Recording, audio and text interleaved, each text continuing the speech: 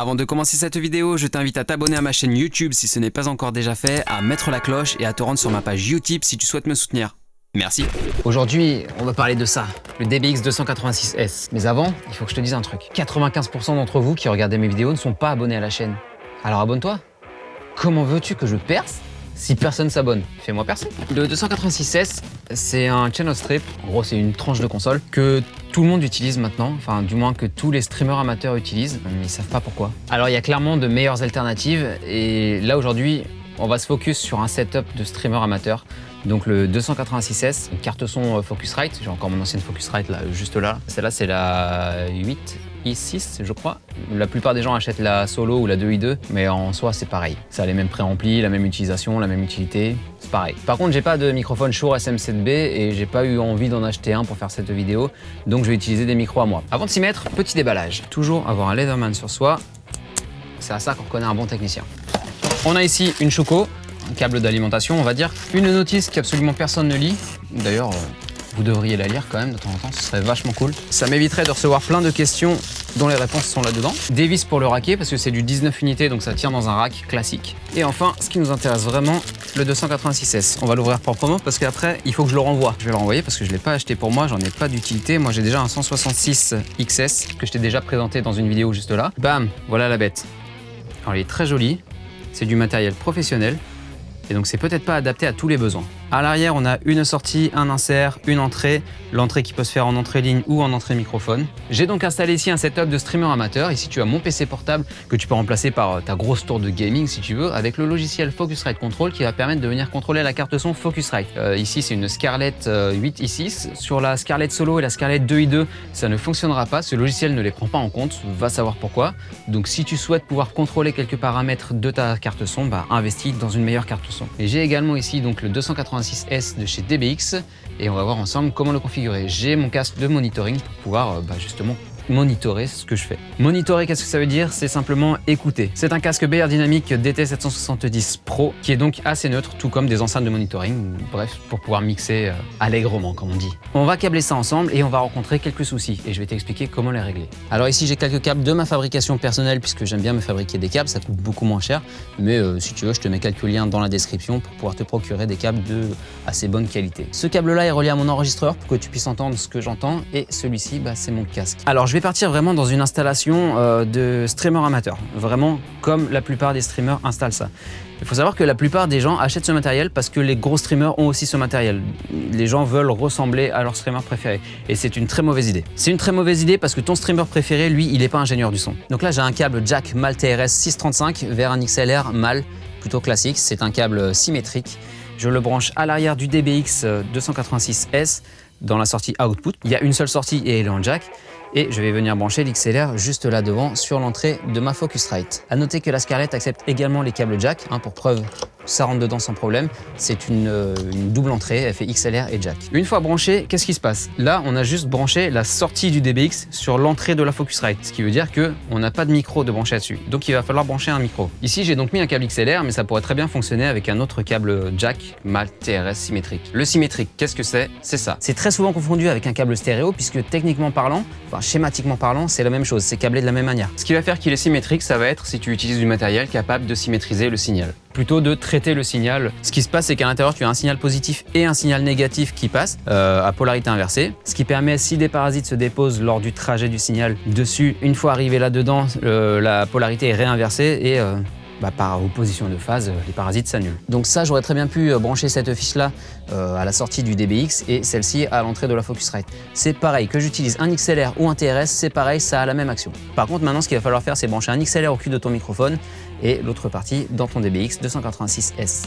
Donc je le branche en entrée, input. Tu as remarqué que tu as aussi une entrée ligne, line input.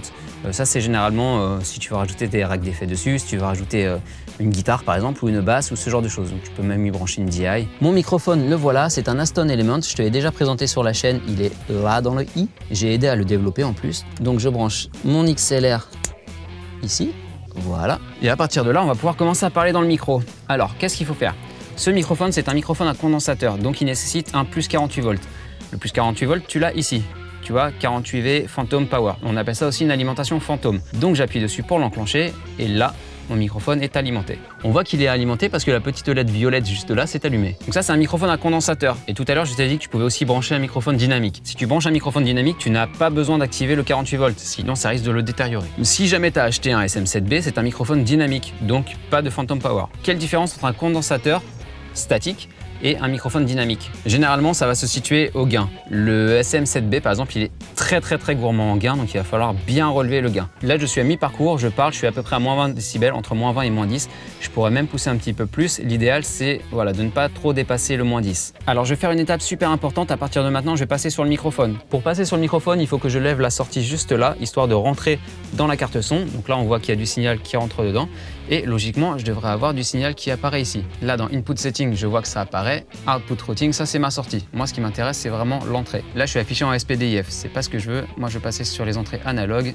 Check. À partir de là, je vais mettre mon casque pour entendre ce que je fais et je vais te décrire chaque étape. Donc, je suis bien sur mes entrées analogues juste là. Il faut juste que je vérifie que j'ai bien du son dans mon enregistreur. Bon, j'ai changé un peu mon routing, j'ai installé OBS directement puisque comme ça je vais pouvoir te montrer un problème. On m'a souvent rapporté le fait que le son ne sortait qu'à gauche. Pour ça, il faut aller dans les paramètres de ton Focusrite Control et à mon avis, tu dois avoir le 1-2 qui est activé et là, j'ai mon son qui sort qu'à gauche et c'est hyper dérangeant.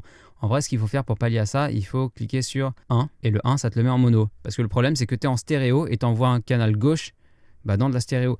Ici, c'est canal gauche, le 1 c'est canal gauche et 2 c'est canal droit. Donc nous, ce qui nous intéresse, c'est le canal sur lequel on est branché, à savoir le 1. Mais ça ne concerne que ton monitoring, ça ne concerne que ton écoute casque. Si tu veux pallier à ça, il faut aller directement dans ton logiciel d'enregistrement. Ici, OBS si tu veux streamer. Donc tu vas dans OBS, tu vas dans tes paramètres audio avancés et ici, tu coches la case mono. Bam, voilà, on est passé au centre. Comme tu peux le voir, ça module au centre. Nickel. Ok, alors à partir de là, on va se focus sur quelques petits détails. Déjà, en tout premier, pour éviter d'avoir du souffle, il faut router correctement. C'est-à-dire que ton gain d'entrée, tu le fais depuis le DBX, pas depuis la Focusrite. Comme tu vois, ici, je suis au minimum, je suis à 0.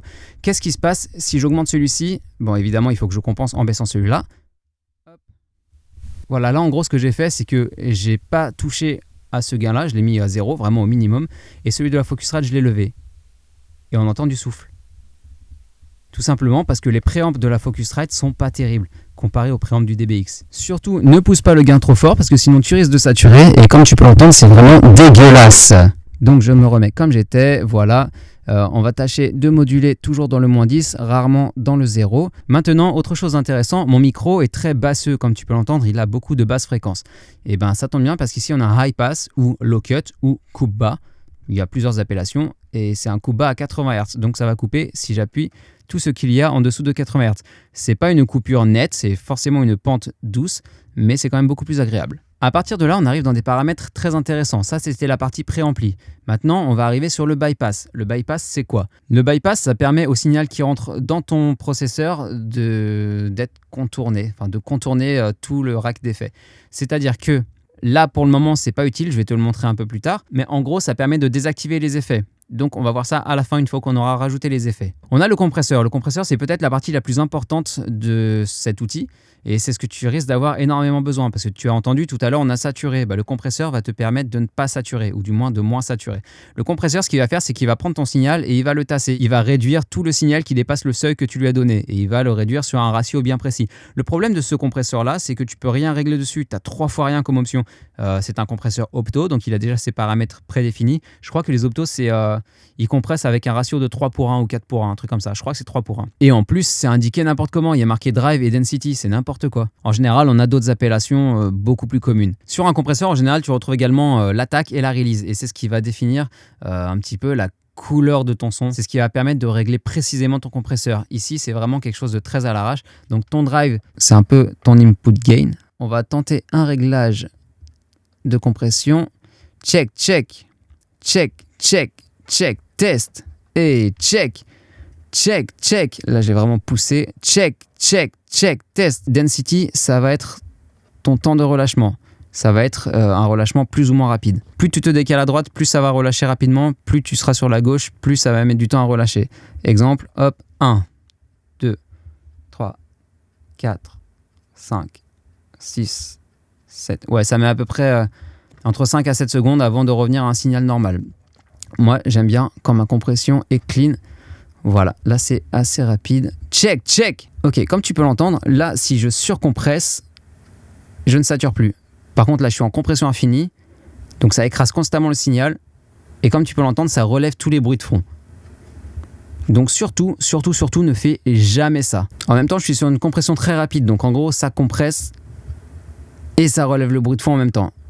T'entends, c'est vraiment dégueu. Si je mets quelque chose d'un peu plus lent, bah ça met un peu plus de temps à revenir puisque la compression met un peu plus de temps à décompresser. Mais au moins, là, je ne sature pas.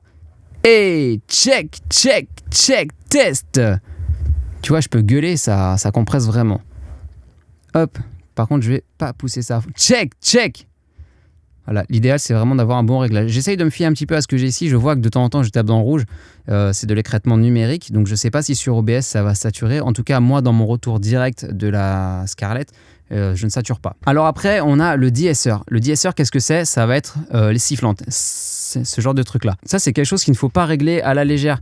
Tu vois que tu as un spectre allant de 800 Hz à 10 kHz. En général, les sifflantes se situent entre 6, 7, 8 kHz. Pour trouver à quelle fréquence utiliser ton DSR, je te conseille de répéter une phrase qui contient beaucoup de s et de la répéter devant un analyseur de spectre.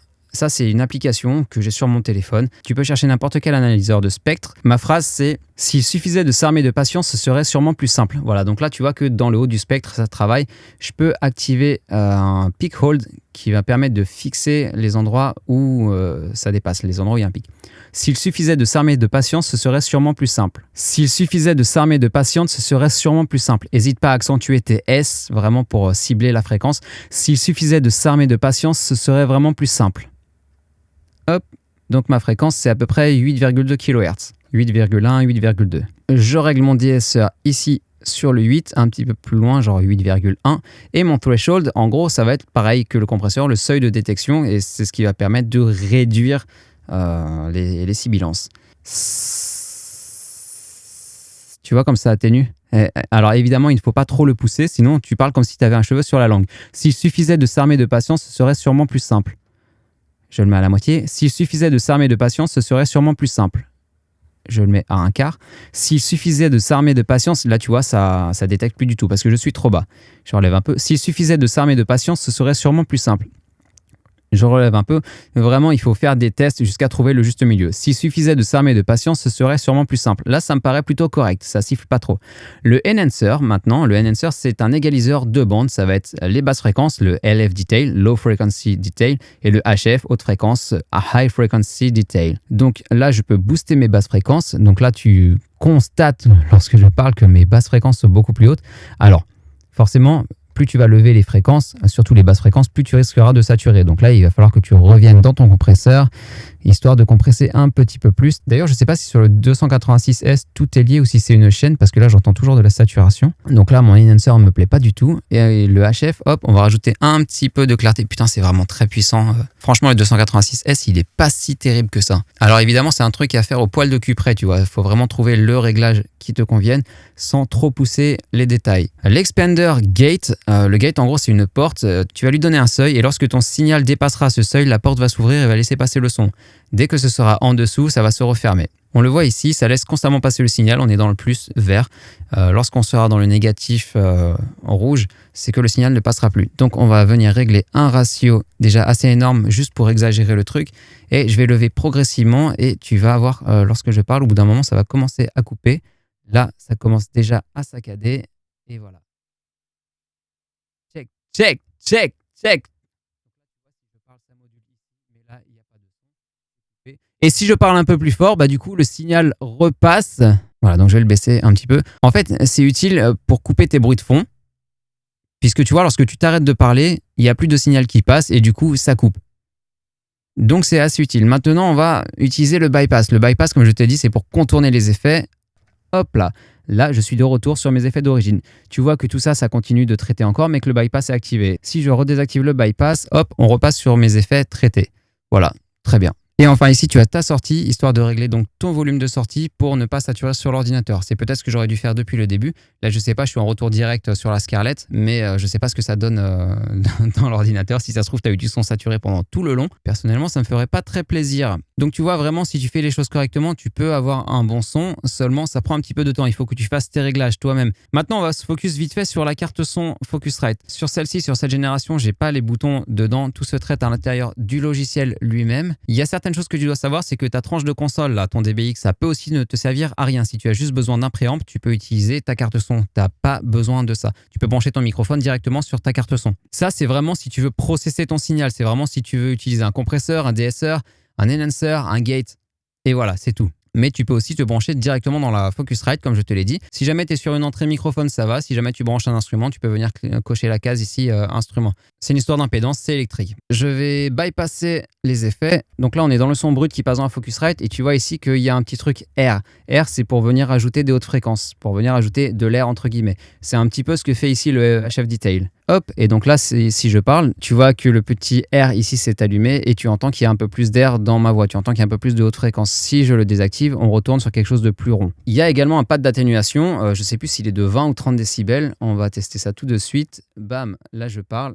Et donc tu m'entends beaucoup plus bas. Ouais, je crois que c'est un pad de 10 dB seulement. En gros, ça sert à baisser le volume sonore. Je le désactive pour retrouver un niveau normal. Et tu vois aussi qu'ici, tu as un bouton 48 volts parce que ta carte son délivre du 48 volts. Comme je te le disais, tu n'as pas spécialement besoin du DBX 286S. Si tu veux juste brancher ton micro et pas utiliser d'effet, eh ben, tu le branches dans la carte son, tu appuies sur 48 volts. Et si tu as un microphone à condensateur, bah, tu auras du 48 volts de délivré. Ici, comme je t'ai montré, tu as le gain. Donc si je lève, bah, forcément, ça va saturer parce que je fais rentrer beaucoup trop de signal à l'intérieur. Ici, tu as le volume du casque et là, tu as le volume moniteur. Moniteur, c'est si jamais tu as des enceintes de brancher derrière. Ça, c'est le branchement de base de n'importe quel streamer de maintenant.